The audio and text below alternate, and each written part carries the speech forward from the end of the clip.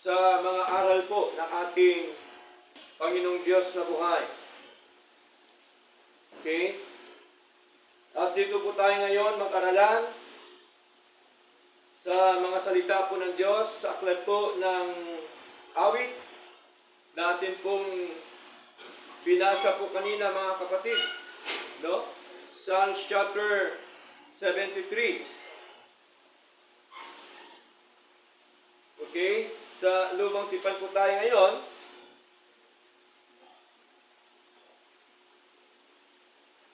At para po sa kaalaman po ng lahat, mga kapatid, ang Book of Psalms ay isinulat po ni Haring David. No? At ito po, si Haring David ay isang haring taglay ang kasaganaan during the time. Okay? Subalit, hindi lamang po kasaganaan ang kanyang naranasan, maging po ay mga marami ding pagsubok, no? Problema suliranin ang kanya pong naranasan po sa kanyang paglilingkod sa Diyos, sa kanyang pagiging hari. Na ang kanyang pagiging hari, ito po ay nais ng ating Panginoong Diyos. Ganon din, no? Walang pagkakaiba sa atin pong naranasan po ngayon, sa atin pong paglilingkod. Bilang isang Kristiyano, hindi ho lahat ay sarap. Hindi ho lahat ay hirap. No? Merong kasaganaan, merong kahirapan, merong problema, suliranin, pagsubok sa buhay. Ang pagkakaiba lamang po ni Haring David during the time, dahil nga siya po'y hari, of course siya po ay sagana sa mga bagay na material. Pero tandaan po natin, ganun din po, may mga pagsubok din po siyang nararanasan sa kanya pong paglilingkod sa ating Panginoon. Kaya po, dito po tayo sa verse 1. Ano po ba ang sinabi po ni David sa kanyang sulat dito po sa Psalms chapter 73 verse 1? Sabi po ni David, "Surely God is good to Israel, even to such as are of a clean heart." Okay? Saan daw naging mabuti si Lord? Doon sa mga tao na malinis ang puso. Amen po? Kasi ang tao na marumi ang puso, hindi ho nila yan acknowledge si Lord na mabuti. Amen po? Kaya tayo bilang isang mananampalataya, malinis ang puso sa harapan ng ating Panginoon. Lahat po na mga bagay na atin pong tinatamasa sa ating Panginoon, ay lagi ho nating sinasabi sa Kanya, God is good all the time. Di po ba? No? Kaya kung minsan sa biyahe natin, meron nakalagay sa likod, God is good all the time. Totoo po yun. No? Sa lahat na oras, mabuti po yung ating Diyos. Kaya sabi po ni David, "Surely God is good to Israel," not only sa mga Israelita, maging po sa lahat ng kanyang mga anak. Na ang sabi ko dito, even to such as are of clean heart. No? Kaya po, mahalaga pala yung ating paglilingkod sa Diyos na merong malinis na puso. Okay? Kaya ang isang anak po ng Diyos na malinis ang puso, mga kapatid, nandoon po yung kanyang kapayapaan po sa buhay. Di po ba? Nandoon ang kanyang tinatawag po na katagumpayan sa kanyang buhay sapagkat sa kanyang malinis na puso sa harapan ng ating Panginoon. Kaya ang ating topic this morning is about truly our God is good to us. No? Tunay ng ating Diyos ay mabuti sa atin. Mabuti po ba ang Diyos sa atin? Mabuti po ang Diyos sa atin, mga kapatid. Ano man ang kalagayan sa buhay po natin, di po ba? Ano man ang ating nararanasan sa buhay na ito, dapat lagi nating sabihin sa Lord, Lord, napakabuti niyo po sa amin. Okay? Kaya, yung mga Kristiyano na kung saan nakakaranas ng problema, suliranin, pagsubok sa buhay, kahit po siya nakaranas, once na sinasabi niya, Lord, napakabuti niyo po sa akin, ano po yung palatandaan na yan? Ang Kristiyanong yan, lumalago. Amen po?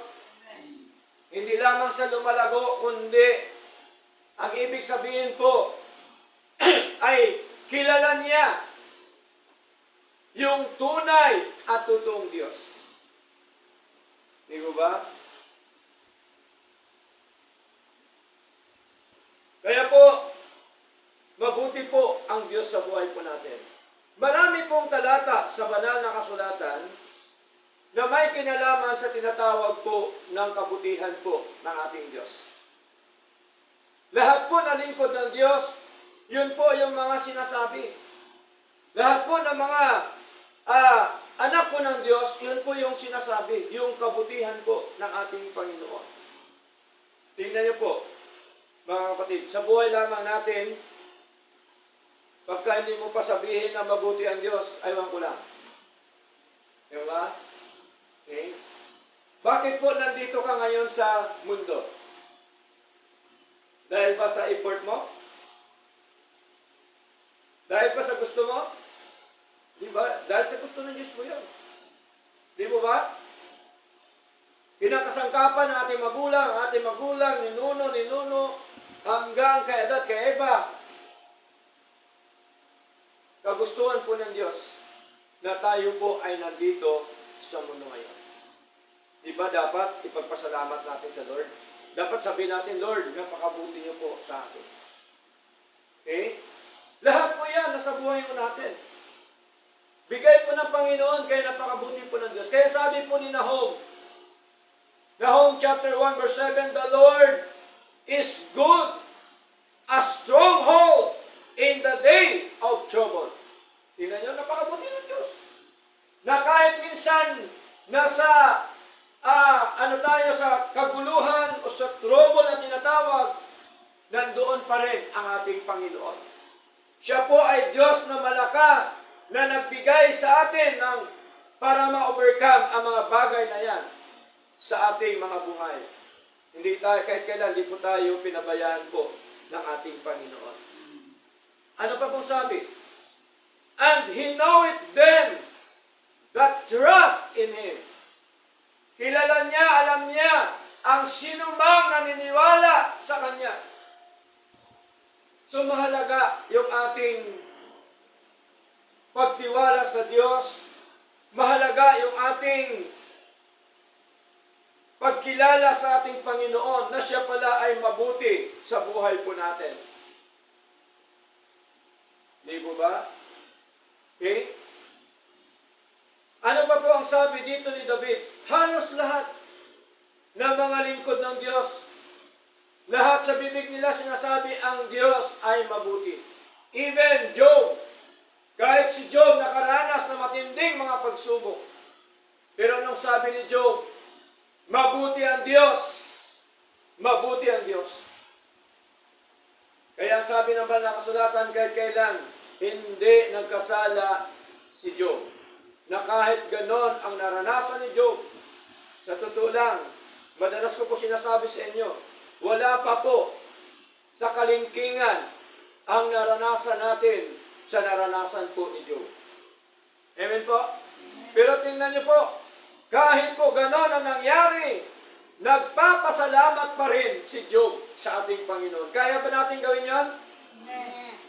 O baka nasa baligtad ng karamdaman, baka naghihirap na tayo, wala na tayong kakainin sisisihin na natin si Lord. Diba?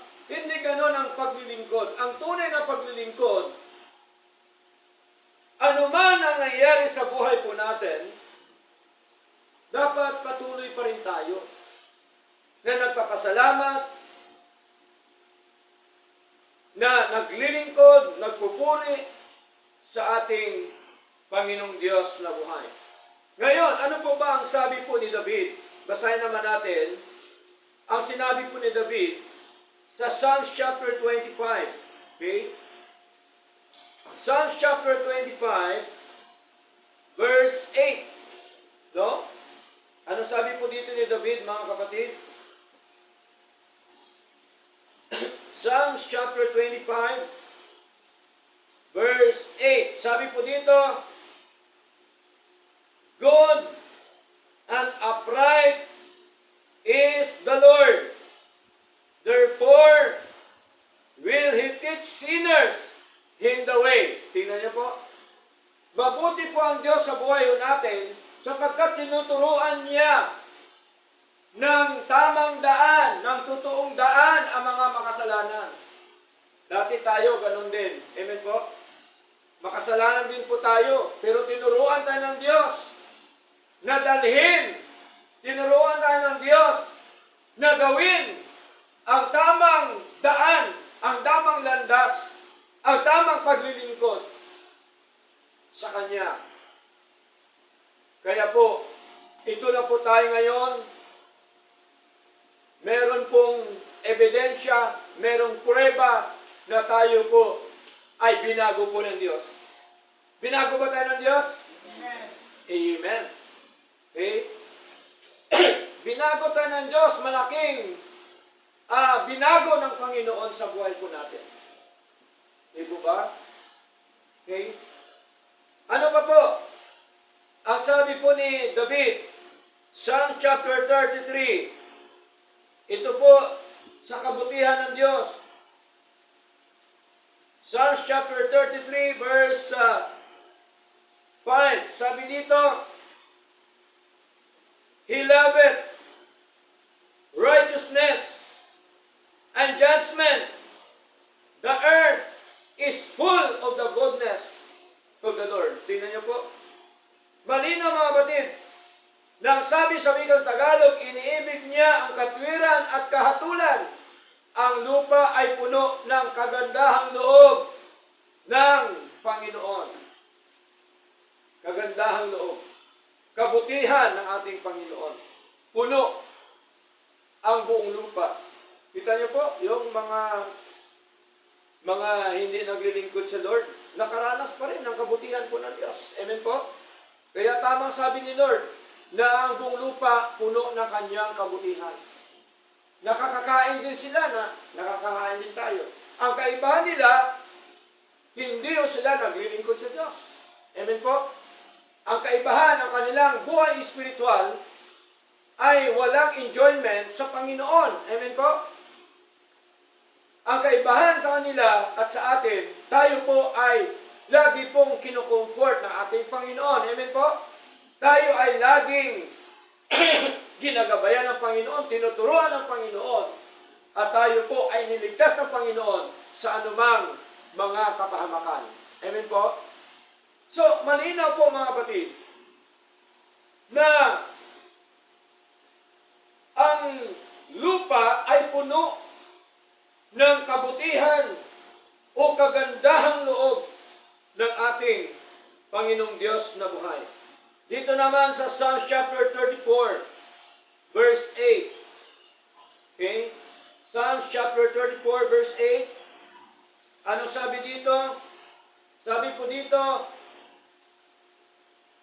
Oh, taste and see that the Lord is good. Blessed is the man that trusteth in Him. Tingnan niyo po. No? Tikman daw natin. At tingnan daw natin, sabi po ni David, na ang Panginoon ay mabuti. Nakita na ba natin kabutihan ng Diyos? Amen. Natikman na ba natin sa buhay natin? Amen. Natikman na po natin, mga kapatid. So tama po yung sinasabi po ni David kasi naranasan din po ni David na kahit nung siya ay nakasala doon kay Bathsheba, nakasala siya sa anumang mga bagay during the time, ay nakita ho niya yung kabutihan ng Diyos na patuloy po na umiiral sa buhay po niya. Tingnan niyo po mga kapatid.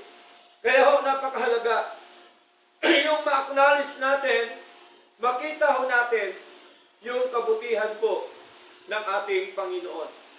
Kaya, hindi lamang po sa mga Israelita yung kabutihan po ng ating Panginoon. Ang kabutihan po ng Diyos nasa lahat ng mga tao, especially sa kanyang mga anak, sa kanyang mga lingkod, sa kanyang mga mananampalataya. Okay? So, kung ang Diyos ay mabuti sa atin, ano naman ngayon ang gagawin natin? Nakita na natin yung kabutihan ng Diyos, di po ba? Okay? Lahat pinakita ng Panginoon ang kanyang kabutihan sa atin kasi meron tayo nakita natin kung gaano kabuti ang Diyos. Kaya ano naman ngayon ang gagawin natin? Kaya ang gagawin natin katulad din po sa ginawa, sa naranasan po nito ni Haring David. Salaminin po natin ang ating mga buhay katulad po ni Haring David. Kung ano ba dapat natin gawin, yamang ang Diyos sa buhay po natin ay napakabuti. Okay? Yun po sa likod nyo. Diyan po tayo mag-aral po ngayon. Ano sabi po? Sa Psalms chapter 73 verse 28. Ano sabi ni David? Ang kinuha lang natin yung una na talata at saka yung huli. Pero kung pag-aralan natin ng buo, kasi mahaba po ito, ay atin lamang po iiksian mga kapatid. Na ito po kung bakit sinabi po ni David kasi naranasan po niya ang mga bagay na ito. Kaya ang sabi po ni David, no? But it is good for me to draw near to God. I have put my trust in the Lord God that I may declare all thy works. Bakit sinabi po ito ni David? Kasi naranasan po niya. Ang hindi natin naranasan noon, naranasan na po ni David. At ang naranasan po ni David noon, maging karanasan na rin natin ngayon sa ating paglilingkod na ito. Kaya po, there are three important things to do. Merong tatlong bagay na dapat po natin gawin sa sinasabi po ni David. Although nagawa na po ito ng mga Israelita at ni Haring David. Kaya nga po, itinuro ko niya ito, isinulat niya ito kasi karanasan po niya sa kanya pong paglilingkod po sa ating Panginoon. Okay? Now, number one, it is good for us to draw near to God. Mabuti ba sa atin na manatili sa Diyos? Lumapit sa Diyos? Mabuti po sa isang anak po ng Diyos na siya po ay lumalapit sa ating Panginoon. Tingnan niyo po mga kapatid. Ilang beses na tayo lumalapit sa Diyos, pero kahit kailan hindi ho tayo binigo ng ating Panginoon. Amen po?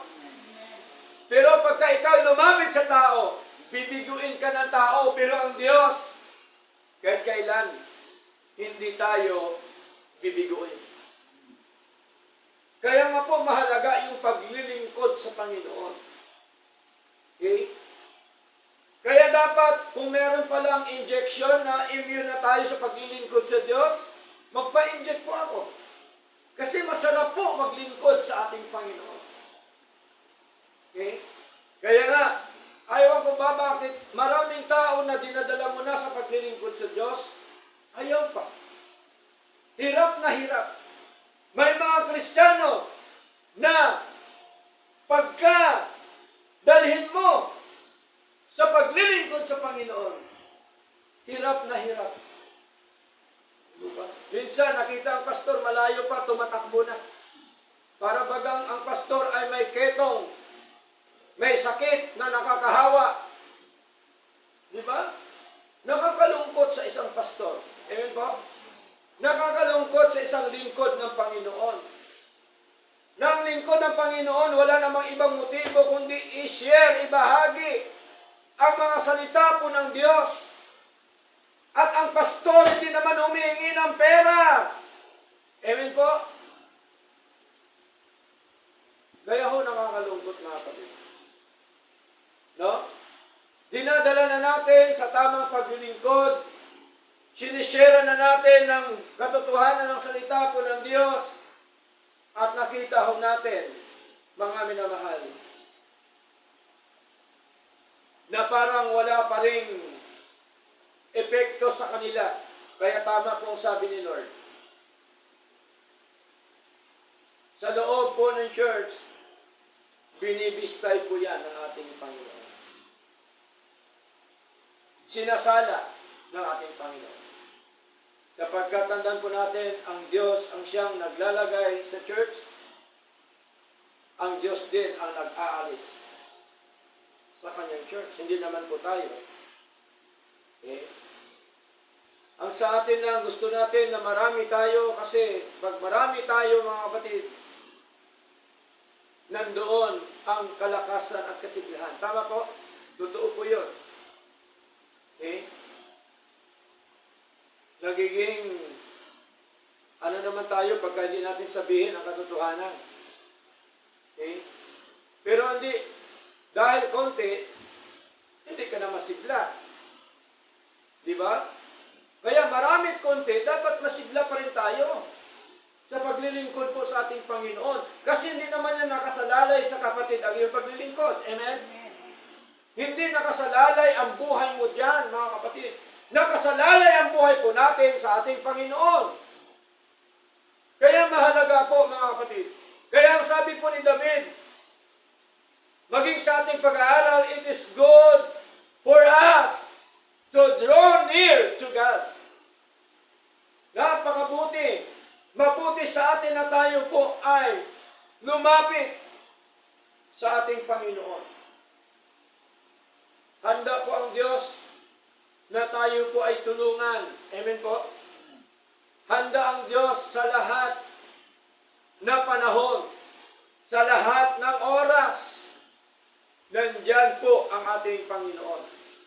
Kaya nung sabi ni Lord, I will never leave thee, nor forsake thee. Hindi ko kayo iiwanan, ni pababayaan man. Ang gusto lamang ni Lord na tayo po ay lumapit sa ating Panginoon. Kaya anong sabi po dito mga kapatid? Basahin po natin ang Matthew chapter 11. Anong sabi po dito mga kapatid ng ating Panginoong Jesucristo? Nung siya po ay nasa lupa pa, mga minamahal. Matthew chapter 11, verse 28 up to verse 30. Anong sabi? Come unto me, all ye that labor and are heavy laden, and I will give you rest. Verse 29. Take my yoke upon you and learn of me. Yun po ang pinakamahalaga na dapat po tayo ay mag-aral sa Panginoon. Dapat po tayo ay matuto sa ating Panginoon. Learn of me, for I am meek and lowly in heart, and ye shall find rest unto your souls. Verse 30. For my yoke is easy, and my burden is life. Tingnan niyo po. Kaya sabi ni Lord, come unto me. Pinapalapit po tayo ng ating Panginoon. Sapagkat mabuti po ang Diyos sa buhay po natin. Siya po ang ating sandalan. Siya po ang ating muog. Ano po yung muog? Anong muog? Kublihan, shield. Diba? Refuge. Siya po ang ating kublihan, siya ang ating muog, mga kapatid. Kaya ang sabi ni Lord, come unto me, all ye that labor and are heavy laden, and I will give you rest. Si Lord po ang magbigay sa atin ng kapahingahan. Tingnan niyo po, pagkakumpleto ang ating paglilingkod sa Lord, di po ba meron tayong kapahingahan sa buhay natin? Yung puso nating ramdam po natin. Amen po? Okay. Pag natuto tayo higit at lalo sa ating Panginoon, nandoon yung ating peace of mind. Nandoon ang ating kapayapaan sa ating pong buhay, sa ating paglilingkod sa ating Panginoon. Tandaan po natin, the more na tayo po ay nagliliwanag, the more na nandoon po ang pagkilos ng kalaban. Tandaan po natin yan. Pero si Lord ang siyang patuloy po na nakikipaglaban para po sa atin. Siya po ang muog, no, sa atin, mga kapatid. Kaya, it is good for us to draw near to God.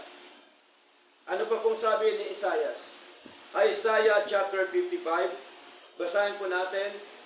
Napakaganda po ng sinabi po ng ating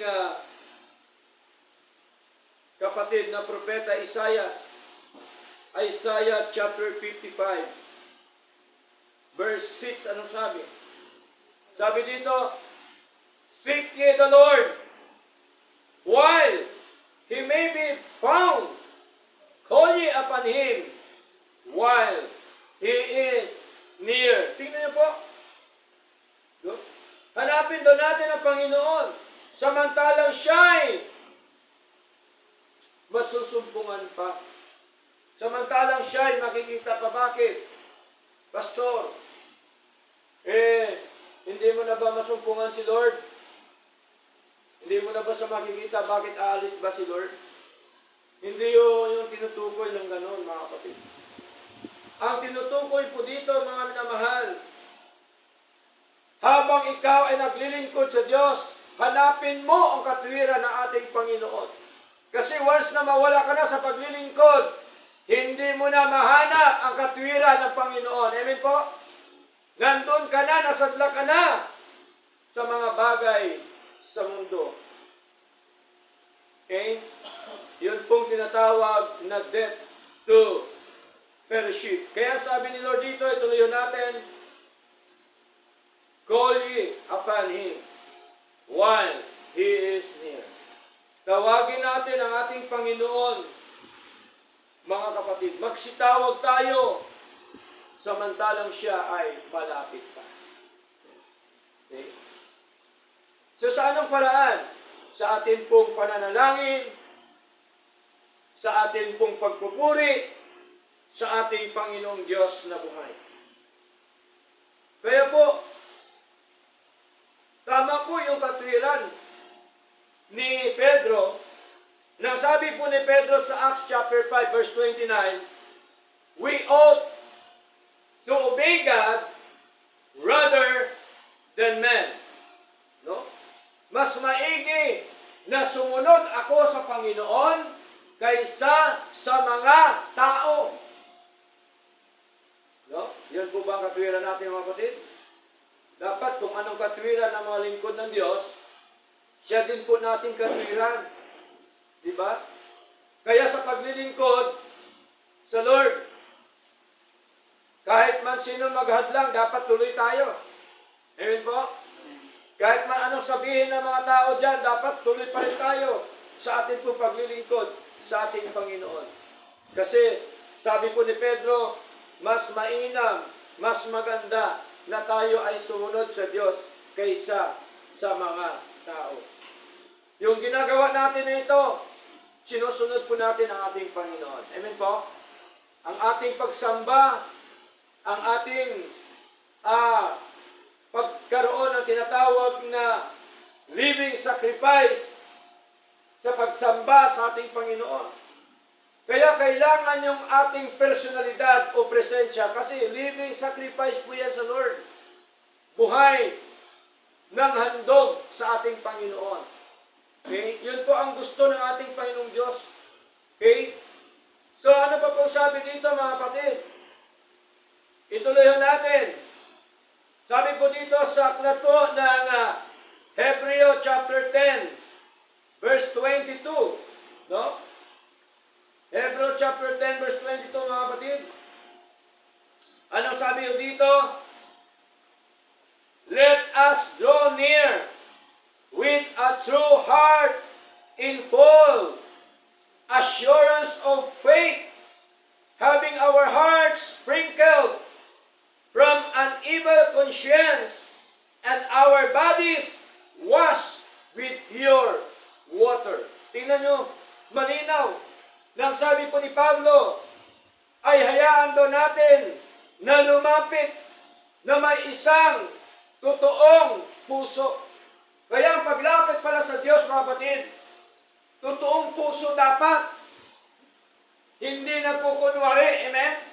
Ayaw po ng Diyos na nagkukunwari ang kanyang anak. Ang gusto din ng Lord, tunay siya, totoo siya sa kanyang paglapit sa ating Panginoon. Okay? So malinaw po yun mga kapatid. Ano pa pong sabi yun dito? Ang sabi pa po dito mga minamahal, na lumapit na may isang tunay na puso na puno ng katiyakan ng pananampalataya. Kaya sa ating paglapit sa Diyos, una, yung puso natin dapat totoo. Pangalawa, dapat puno tayo ng katiyakan sa ating pananampalataya sa Lord. Dapat ang pananampalataya natin sa Lord, 100%. Amen? Hindi 50%. Delikado yung 50-50. Baka ikaw magiging 50-50 na sa Lord, mga kapatid. Diba? Dapat 100%. Ibigay natin sa ating Panginoon. Ang pagsamba natin 100% dapat ibigay sa ating Diyos. Di po ba? Kaya tayo narito dahil sa ating Panginoon. Ibigay natin na 100%. Lord, sasambahin kita, ibibigay ko sa iyo yung 100% Lord ng aking buong buhay sa pagsamba po sa inyo. Magandang puso yan mga kapatid. Kung yun ang puso natin sa harapan ng ating Panginoon. Tunay at totoong puso yan kapag yan ang ginagawa natin sa ating Panginoong Diyos na buhay. Ano pa po mga minamahal? Hebreo chapter 7, verse 19. Ano po ang sabi po dito ni Pablo? Sabi po dito, for the law made nothing perfect, but the bringing in of a better hope did, by the which we draw nigh unto God. So malinaw, sa mga batas daw, walang anumang sakdal. Sabi po ni Pablo. Kundi, ang pagdadala ng isang mas mabuting pag-asa ang ginawa. No? Nasa pamamagitan nito, tayo ay lumalapit sa Diyos. Tingnan niyo po, tandaan po natin, ang ating pag-asa po ay ang Diyos. Kung ang Diyos ang ating pag-asa sa buhay, dapat lumapit po tayo sa Diyos. Dapat lagi nating i-acknowledge po ang Diyos sa buhay po natin. Dapat tayo manalangin sa ating Panginoon. Sino po bang nananalangin araw-araw? Dalangin po tayo araw-araw. Mahalaga po yun. Huwag nating kaligtaan. Kasi ang panalangin araw-araw, mga kapatid, ang ibig sabihin, ina-acknowledge mo po ang kabutihan ng Diyos. Amen? Ina-acknowledge mo ang ginawa ng Diyos sa buhay mo na kung saan ay wala hong nakakagawa o hindi hong magagawa ng mga tao sa buhay mo, walang iba kundi ating Diyos lamang.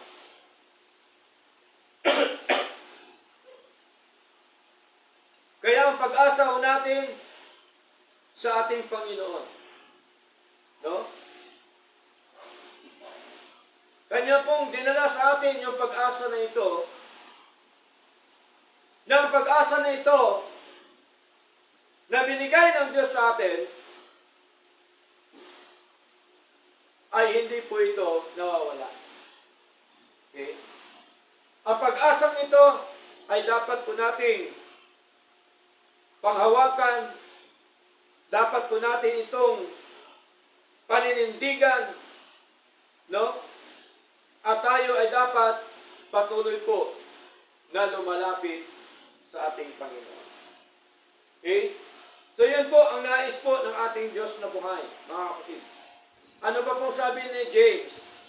Basahin po natin yung James, mga kapatid. Katabi lang po yan ang Hebreo. James chapter 4 verse 8. Sabi ni Lord, sa pagitan po ni James, sa pagitan po ni Pablo, draw nigh to God, and He will draw nigh to you.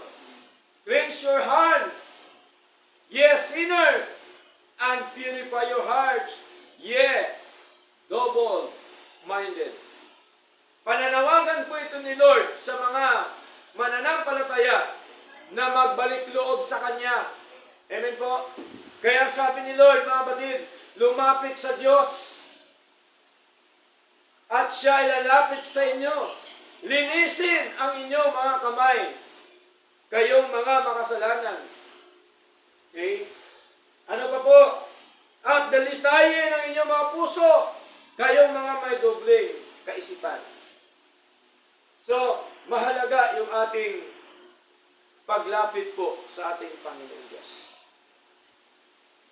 Pastor, kailangan ko bang lumapit? Yes. Kaya nga tayo binigyan ni Lord ng paa. Tama? Kaya nga tayo binigyan ni Lord ng bibig. Lahat binigyan ni Lord sa atin para makalapit po tayo sa Panginoon. Amen po? Kaya ang sabi ni Lord, ni Pablo, kung tayo lalapit sa Diyos, siya din po ay lalapit sa atin. Lalapit sa atin ang kanyang katwiran, ang kanyang kalooban, ang kanyang mga kautusan na dapat po nating gawin sa atin pong paglilingkod na ito. Okay? So malinaw po, it is good for us to draw near to God. Kaya sabi po ni David, but it is good for me to draw near to God. Sa Kanya. Pero sa atin dito, mas mabuti na tayo lumapit sa Diyos. Amen po? Number 2, it is good for us to put our trust in the Lord God. Mabuti sa atin, mga kapatid, na tayo ay magtiwala sa ating Panginoong Diyos. Amen po? Sa Diyos lang po tayo dapat magtiwala, mga kapatid. Di po ba? Okay? Sa Diyos lamang po tayo magtiwala, mga minamahal. Sapagkat kapag ka ang taong paniniwalaan mo minsan, nawawala po yan. Di po ba? Sa Lord po tayo magtiwala. Sapagkat siya po ang source ng lahat na mga bagay sa atin pong mga buhay. Okay? Even Paul ay nagtiwala sa ating Panginoon. Maging si David ay nandoon po ang tiwala niya sa ating Panginoon Diyos sa buhay. Psalms chapter 37, basahin po natin. Okay? Psalms chapter 37, verse 3. Anong sabi dito? Trust in the Lord and do good. Diba?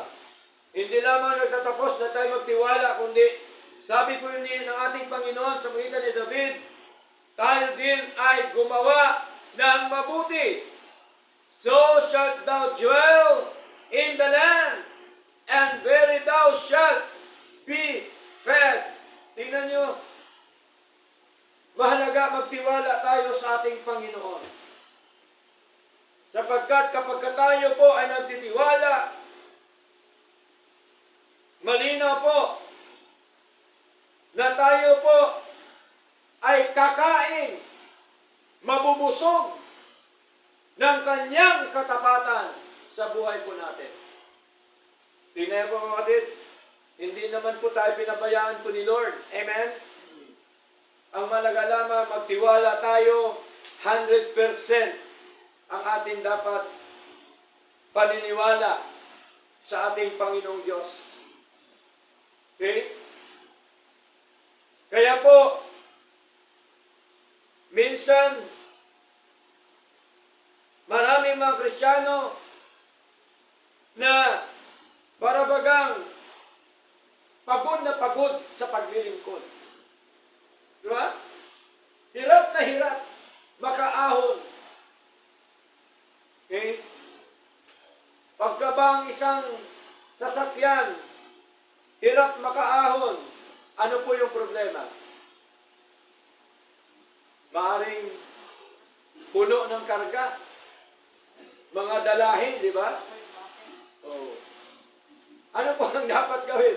Yung mga dalahin, yung mga karga natin sa likod o karga natin sa buhay, i-diskarga natin. Tanggalin natin yan para makausad tayo, tama? Kaya minsan may mga Kristiyano na hirap makahakbang upang lumago kasi nga po may mga dalahin sa buhay. Diba? May mga bagahe ka nga na dala-dala hanggang ngayon. Diba?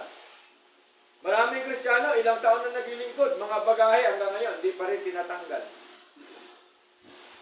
Hindi niya alam yung bagahe na yan, yun po nagpapahirap sa kanya. Amen po? Kaya para hindi ka mahirapan, mabigatan, tanggalin mo. Ibigay mo na sa Lord. Amen? Amen. Ibigay mo na sa Lord. Lord, sa iyo na po yung aking bagahe. Sa iyo na, Lord, ang aking mga problema sa aking pagsubok sa buhay. Sa iyo na, Lord, yung aking kabalisahan sa buhay. Basta ako, Lord, dire-diretso maging magaan ang aking paglalakbay patungo po sa inyo. Ganon dapat ang ugali ng isang Kristiyano. Diba? Kaya mahalaga na it is good for us to put our trust in the Lord God. Sa verse 5, ano pa po sabi? Sa chapter 37, verse 5, sabi po dito, mga minamahal, commit thy way unto the Lord.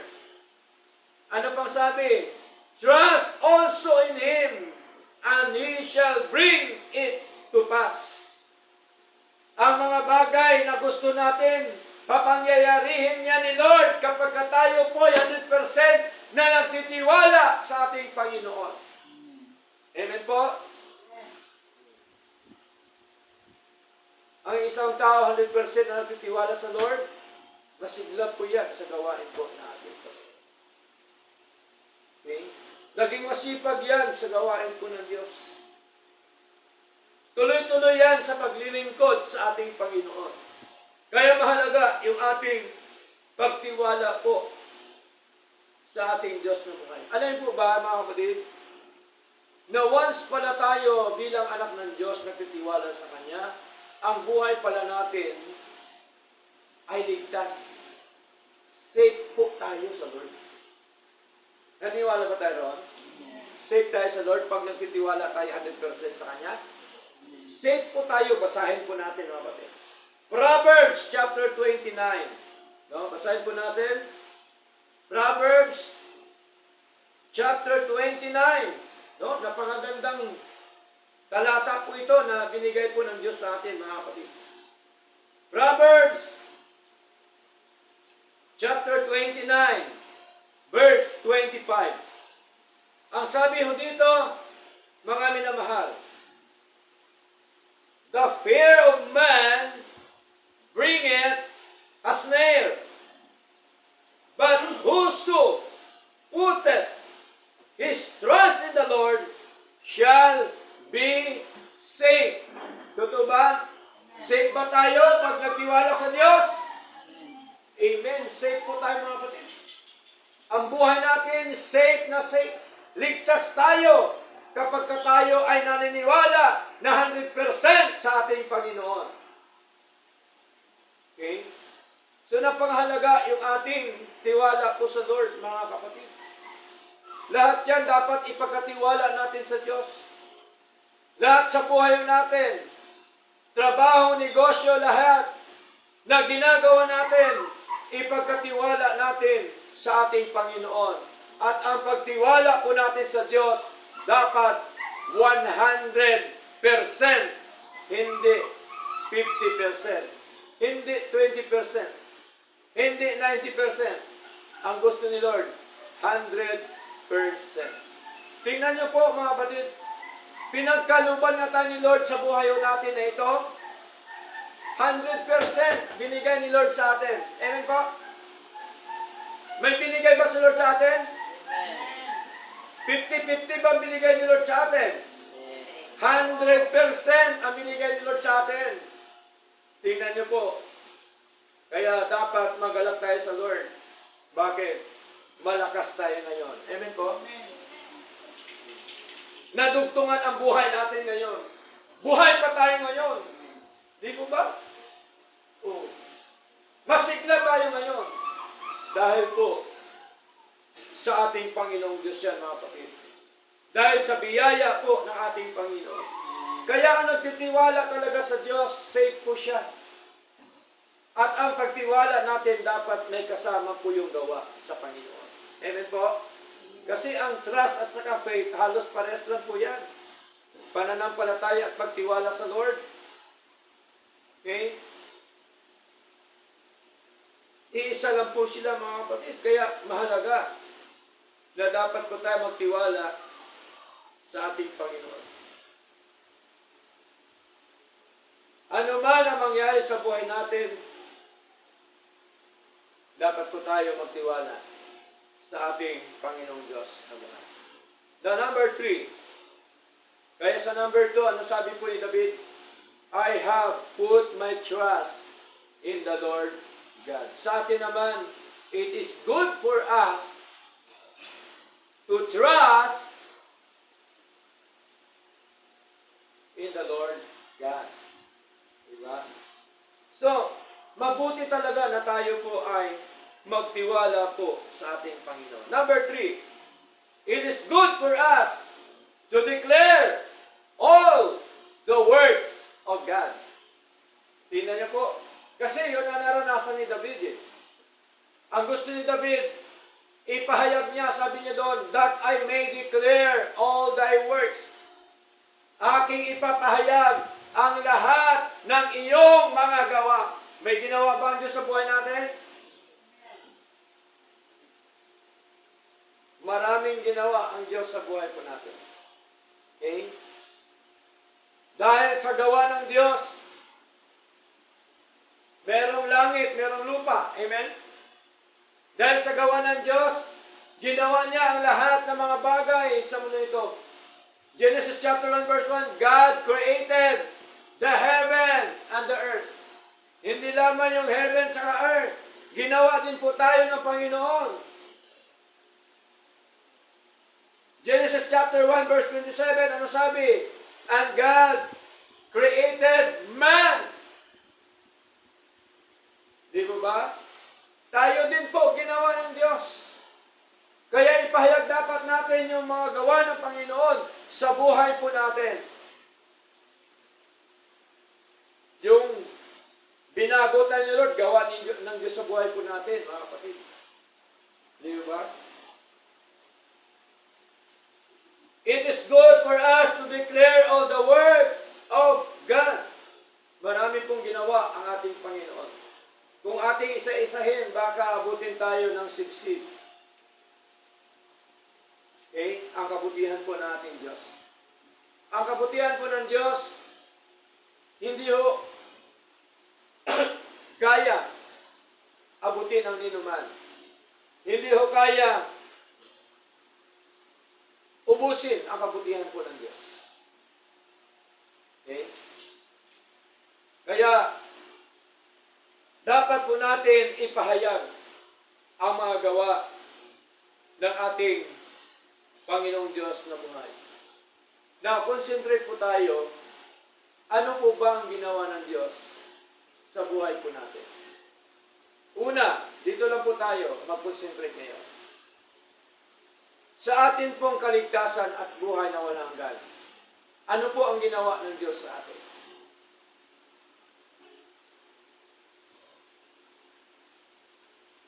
Number one, ang ginawa ng Diyos Ama, hinirang tayo before the foundation of the world. Tama? Yun po ang Diyos, ang gawa ng Diyos Ama.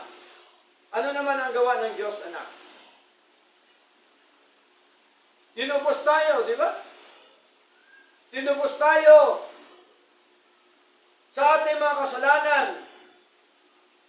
Nagtigis siya ng kanyang dugo para po sa atin. Gawa po yan ng Diyos. Pangatlo, gawa ng Espiritu ng Diyos na tayo po ay born again. Binago. Tama po? At ang sabi po ng ating Panginoon, ang nagipag-isa kay Kristo ay isa ng bagong nilalang. Okay? Kaya ang kaligtasan po, hindi gawa ng tao. Amen?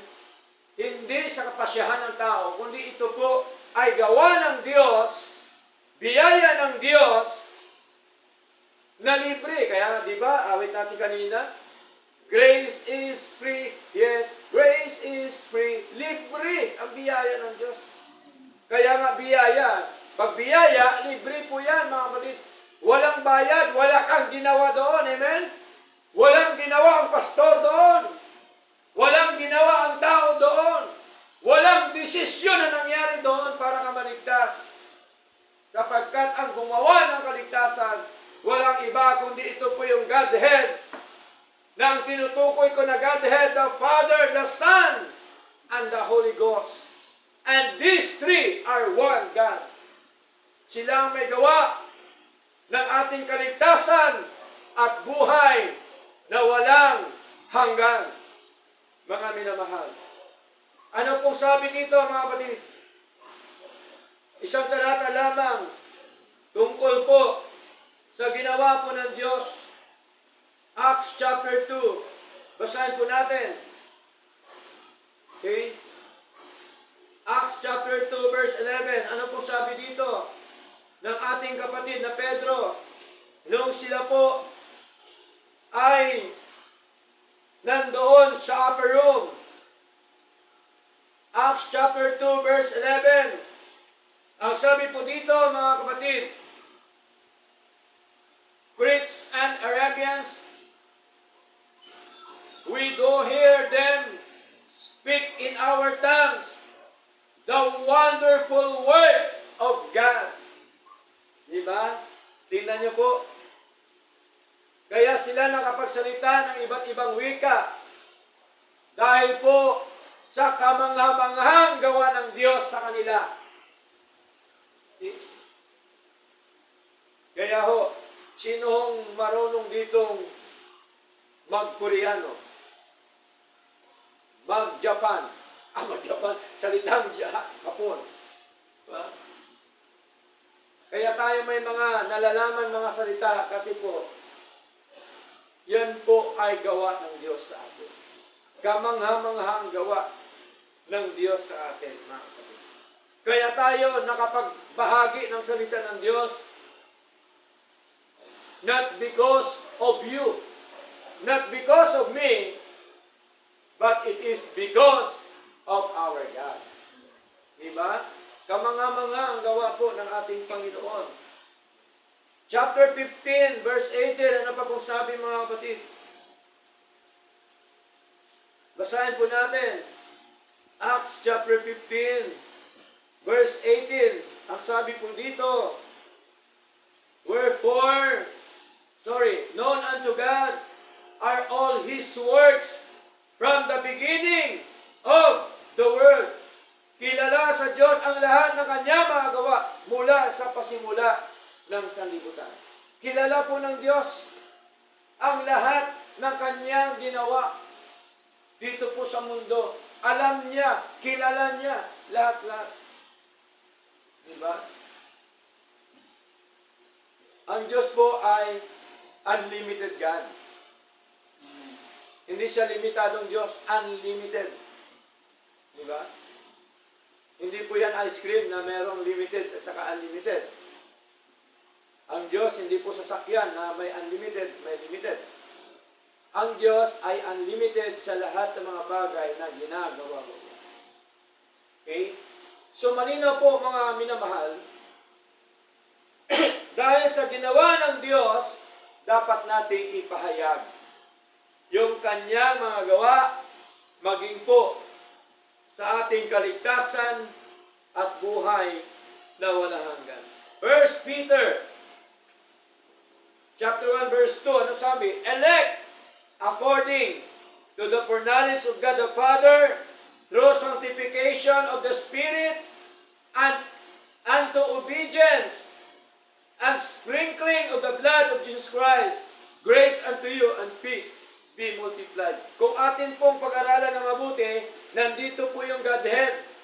Yung una, yung Father, naghirang because of His foreknowledge. Pangalawa, yung Holy Spirit, no? Ang Espiritu ng Diyos na nagpapabanal o nag-sanctified sa atin. At ang pangatlo, yung ating Panginoong Kristo na nag-wisik na Kanyang dugo sa atin. Lahat ito, nandito na po mga kapatid. The Father, the Holy Spirit, and the Son, or the Father, the Son, and the Holy Spirit. Yun po ang ginawa ng Ama, mga kapatid, ng Anak, at ng Banal na Espiritu. Ngayon, ano pa pong sabi dito ng ating Panginoong Kristo? Okay? Ano pa pong sabi ng ating Panginoong Kristo sa John? Basahin po natin. John chapter 5, verse 36, no? Meron pong sinasabi po dito yung ating Panginoon. John chapter 5 verse 36. Tsaga-tsaga lang po tayo mga kapatid. Ano sabi dito? But I have greater witness than that of John, for the works which the Father hath given me to finish. Sino ang nasasalita dito? Ating Panginoon Kristo. The same works that I do bear witness of me that the Father hath sent me. Tingnan niyo po. No? Malinaw na ang ginawa daw ng ating Panginoong Kristo ay Kanyang ginawa at Kanyang ginanap ito sa pamamagitan po ng Diyos Ama. Na ang Diyos Ama naman ang siyang nagsugo sa Kanya. Kaya ang isinugo yung anak at ang nagsugo yung Ama. Amen po? Hindi ho ang sinugo yung founder ng reliyon. Hindi ho. Si Kristo ang sinugo para tayo tubusin. Pag sabing tubusin, ibig sabihin Pastor, bakit kailangan pa tayong tubusin? Hinirang na pala tayo para may ebidensya na tayo po ay binili ng dugo ng ating Panginoon Kristo. Amen po? Para may katibayan na tayo po ay niligtas, tinubos. Kasi kung salita lang, walang ginanap, mahirap, walang ebidensya. Tama? Kaya si Lord talaga kumpleto Ricardo ang kanyang ginawa para sa ating kaligtasan, mga kapatid. Ano pa pong sabi niya? John chapter 10, verse 25. Tsaga-tsaga po tayo sapagkat dito tayo hinuhubog, tinuturuan, pinapalabo ng ating Panginoon. John chapter 10, verse 25. Ano sabi? Jesus answered them, I told you, and ye believe not. The works that I do in my Father's name, they bear witness of me. Kaya ang ating Panginoon Kristo, meron din po siyang ginawa na ang kanyang ginawa ay ang kalooban ng Ama sa kanya.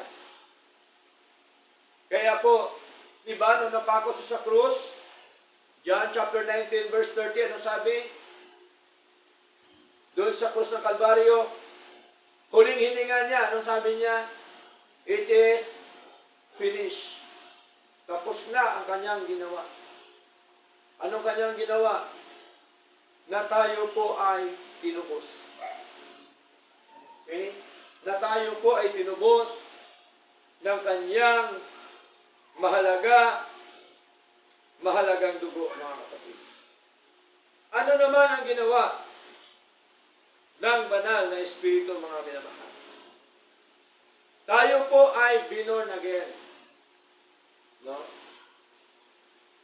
Pagsabing ipinanganak na magmuli, hindi ho sa laman. Di ba ba?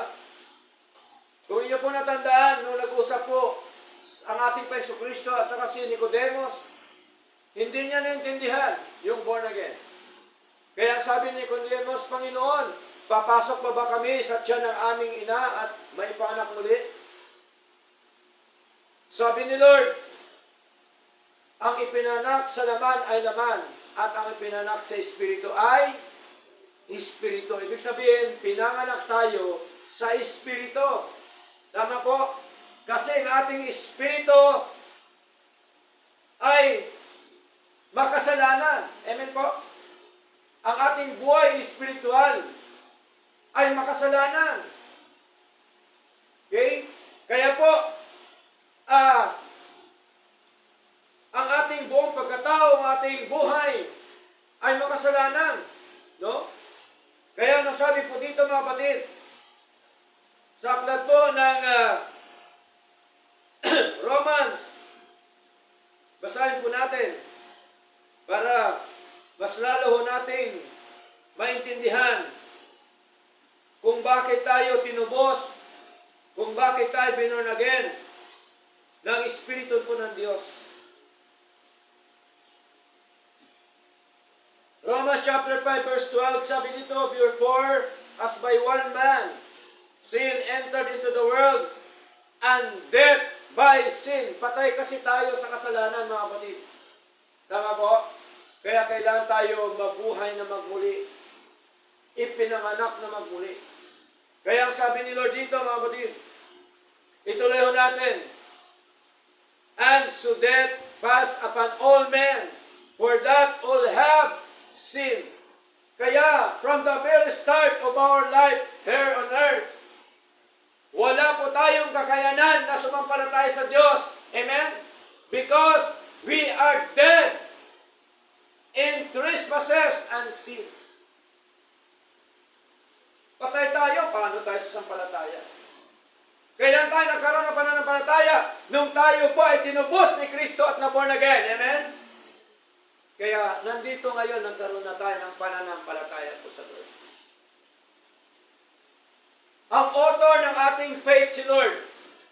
Paano natin sasabihin na mula nung mali tayo ay may pananampalataya na tayo? Wala po, mga kapatid. Kaya yun po ang ginawa ng ating Diyos yung ginawa ng Espiritu ng Diyos. Kaya basahin po natin ang John chapter 3 verse 3 up to verse 8. Sabi dito, tuloy natin. Jesus answered and said unto him, Verily, verily, I say unto thee, except a man be born again, he cannot see the kingdom of God. Ang isang tao pala, once na hindi siya na born again, hindi siya makakita ng karya ng Diyos. Ibig sabihin, hindi siya makakita ng liwanag ng mga katotohanan sa ministeryo ng ating Panginoon. Di ba? Hanggat hindi tayo na born again, wala po tayo sa church. Tama? Ano pa po sabi? Tuloy natin mga kapatid. Verse 4. Nicodemus said unto him, How can a man be born when he is old? Can he enter the second time into his mother's womb and be born? Verse 5, Jesus answered, Verily, verily, I say unto thee, except a man be born of water and of the Spirit, he cannot enter into the kingdom of God. Yung water na tinatawag, mga kapatid, hindi po ito bautismo, kundi ito ay dugo ng ating Panginoong Kristo. Na katulad ng tubig na nadanak, na tayo winisikan ng dugo ng ating Panginoong Kristo. Kasi kung ang basihan ay bautismo, mali. Gawa ng tao yun. Diba? Oh. Hindi yung bautismo ang sinasabi dito na water. Na bagamat mayroong bautismo sa mananampalataya, mga kapatid, ang bautismo ay utos ng Diyos para gawin ang mga ligtas. Amen? Mga mananampalataya. Ituloy natin. And of the Spirit, he cannot enter into the kingdom of God. Take note. No? He cannot see the kingdom of God. He cannot enter into the kingdom of God. Okay? Maliban ang tao ay hindi ipinanak na muli. Verse 6, That which is born of the flesh is flesh, and what which is born of the Spirit is spirit. Marvel not that I said unto thee, Ye must be born again. Kailangan ba tayo talaga ma-born again? Yes! Ye must be born again. Sinong may gawa? Ang Espiritu ng Diyos. Verse 8, The wind bloweth where it listeth, and thou hearest the sound thereof, but canst not tell wherein it cometh, and whither it goeth. So is everyone that is born of the Spirit. So kailangan talaga ang bawat isa ay maipanganak sa Espiritu. Ito po yung tinatawag na born again. Born of God. Born of the Spirit. Okay? Yun po yun mga kapatid. Kaya nga ang tatlong ito na gumawa ng kaligtasan natin ay dapat po nating paglingkuran. Amen po? Sila ang may gawa eh. Hindi naman ang pastor ang may gawa. Hindi ang founder ng kaligtasan. Wala silang karapatan na magligtas ng kaluluwa sa impyerno. Amen po? Sino may karapatan na magligtas? Ang Diyos. Di ba ba? Sila din, makasalanan din. Amen? Lahat tayo makasalanan. Sabi ng ating Panginoon, sa pagitan ni Pablo, For all have sinned and come short. Diba? Romans chapter 6 verse 23. And come short of the glory of God. Basahin po natin para ma-check natin. No? Sa 3:23.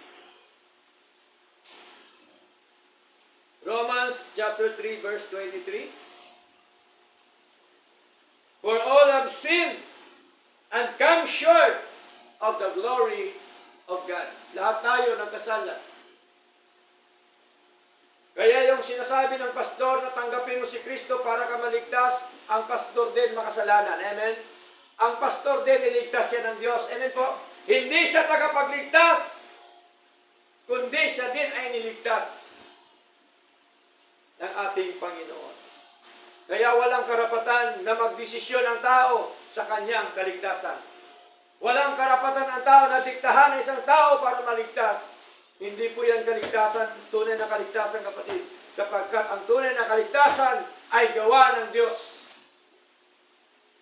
Tama po? Ginawa ng Diyos para tayo maligtas.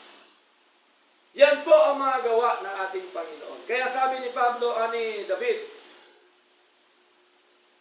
that I may declare all thy works. Pinahayag niya kasi alam niya na si Lord lamang ang tagapagligtas.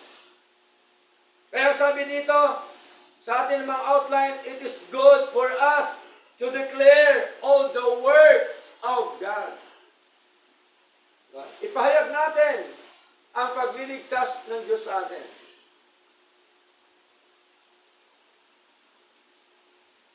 Okay?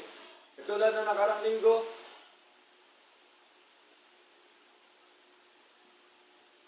ay hindi ko natuloy yung aking pagsalita ng English. Pasensya na po kayo. Diba? Nung nakarang linggo, naalala niyo mo ba yun? Ito na po ngayon. Tandaan po natin mga kapatid, if you don't know the Bible, if you don't know the doctrine, if you don't know theology, ano po ba theology? About God, di ba? About God po yun. It is virtually impossible to determine the false teacher. Totoo po ba yan? Totoo po. Hindi mo talaga makilala yung mga maling katuruan o mga bulaang katuruan kung hindi mo alam ang Biblia. Tama? Hindi mo alam ang doktrina ng Panginoon. Hindi mo alam ang tungkol sa Diyos. Tama po? Para sa iyo, okay yan, isa lang naman. Hindi po. Okay lang bibig nila, Diyos din pareha sa atin. Pero kung naintindihan po natin ang doktrina, ang pagkakilala sa tunay at totoong Diyos, napakalayo. For example, may mga nagtuturo na ang kaligtasan tanggapin si Kristo. Totoo ba yan? Hindi. Automatic. Sabihin lang, pagka hindi ka tumanggap, hindi ka maligtas. Pagka tumanggap ka, ligtas ka. Totoong aral po ba yun? Hindi yan totoong aral. Ikaw ang nagdesisyon sa kaligtasan ng tao. Samantala ang tamang aral, ang nagligtas sa atin ng Diyos. Amen po? Sa pamamagitan ng paghirang ng Diyos Ama, sa pamamagitan ng pagtubos ng Panginoon Kristo, sa pamamagitan ng pag-born again sa atin ng Espiritu ng Diyos. Hindi ko natin sinasabi na sila hindi ligtas. Ligtas din po sila. Hindi lang sila ligtas sa tamang aral. Amen po? Okay? Ano pa? Halimbawa, ang sinasamba, hindi tunay na Diyos. Tribulto, totoong Diyos ba yan? Hindi pa rin. Kaya iba talaga yung alam mo ang doktrina, ang tunay na doktrina ng Panginoon. Amen po? Kasi pagka alam mo yan, ang Biblia, doktrina ng Diyos, at ang pagka-Diyos ng ating Panginoon, doon pala makikita mo na yan. No? Na ito pala ang aral na ito, mali. Pero, respetuhin natin sila. Amen po? Na meron namang yung right time na tayo po ay makapagpaliwanag. Amen po? Ngayon, sa Diyos pa rin ang awa, Ngunit sa tao ang gawa. Na tayo magbahagi, kung kaawaan sa ng Diyos, na maintindihan niya manawaan, that's good. Tama po? Much better, mas mainam na maintindihan niya manawaan. Pero yun pa rin ang pagkilos po ng Panginoon sa kanya. Kaya tayo nakaintindi at nakaunawa dahil sa pagkilos po yan ng Diyos. Amen po? Dahil po sa biyaya po yan ng Diyos, walang taong involved yan. Ang Lord ang siya nagpapaunawa po sa atin. Ang involved lamang ng tao, yung i-preach, ipangaral, ibahagi ang salita po ng Diyos. Yun po ang responsibilidad po natin bilang isang mananampalataya. Pero ang kaligtasan, hindi natin responsibilidad yun. Gawain po ni Lord yan, ang pagliligtas ng kaluluwa sa impyerno. Amen po? Hindi na natin gawain po yun. Kaya malinaw po na sa ating mga ginagawa na ito, ay dapat po natin i-maintain lamang, no, ang ating pong paggawa ng mga mabuti sa harapan po ng ating Panginoon. Titus chapter 3, dito tayo magtatapos mga kapatid. Titus chapter 3 verse 14.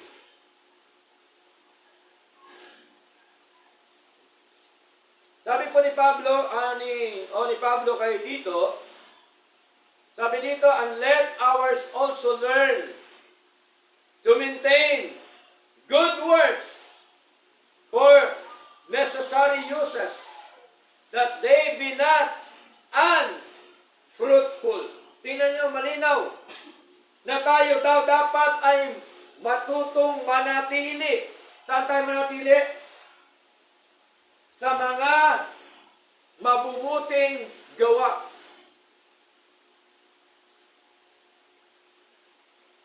Okay? Sa mga mabubuting gawa para sa nararapat na pagkakataon. Di po ba? So habang tayo dito sa lupa, dapat gumawa tayo ng mabuti sa Lord. Amen po? Isa sa pinakamaganda at mabuti nating ginagawa, yung ating pagsilbihan ng ating Diyos. Amen po? Yung ating paglingkuran ng ating Panginoon, yung ating siyang purihin, dakilain at sambahin sa atin pong mga buhay. Manatili po tayo doon, i-maintain natin. No? Pag sabihin natin i-maintain, dapat tuloy-tuloy ang ating paglilingkod. Pag sabing i-maintain, lagi yan kung ano ang gawain ng Diyos nandoon. Di po ba? Lagi yan, magbasa, manalangin, at dumalo sa gawain po ng Panginoon. Ulitin ko po, bago tayo magtapos mga kapatid. Sabi ni Pablo o ni David, truly our God is good to Israel, even to us mga kapatid. Kaya, tandaan po natin, huwag nating kaligtaan yung tatlong ito. Madalas ko po yan sinasabi, pinapayo ko, para huwag tayong manghina. Huwag tayong mawala sa paglilingkod sa Panginoon. Araw-araw dapat tayo manalangin sa Lord. Amen po? Hindi lamang araw-araw, kundi sa paggising, bago matulog, manalangin po sa Lord. Pangalawa, magbasa ng salita po ng Diyos. Kahit isang chapter lang, 2 chapters, 3 chapters. Diba? Kasi ang dalawang ito mahalaga. Itong dalawa na ito, napapaloob dito yung tinatawag na communication between you and God. Tama po? Komunikasyon yan eh. Pananalangin, kayo ang nagsasalita sa Lord. Tayo nagsasalita. Pagbabasa, si Lord nagsasalita sa atin. Mga payo ni Lord. Di ba? And then, pangatlo. Ano po yung pangatlo? Sa gawain po ng ating Panginoon. Kapatid, yung tatlong ito, once nagagawa natin ito lagi sa Lord, 100%. Sa habag at awa ng Diyos, palalakasin tayo ng ating Panginoon. Kalakasang espiritual, kagalakan, kasiglahan ang ipagkakalupo ng Diyos po sa atin. Ang Diyos po, mga kapatid, ay mabuti sa atin lahat. Kaya dapat tayo gumawa rin ng kabutihan sa Panginoon. Palagi natin siyang i-acknowledge sa buhay natin. Huwag natin siyang kalimutan sa isip natin, sa puso natin, na meron tayong Diyos na tunay, totoong Diyos na ating paglingkuran buhay at pinaka makapangyarihan sa lahat. Nawa, purihin po ang ating Panginoon at nawa pinagpala po tayo ng mga salita po ng Diyos at sa Kanyang lahat ng karangalan at kalatian, mga kapatid. Dahil lahat po ito mayon,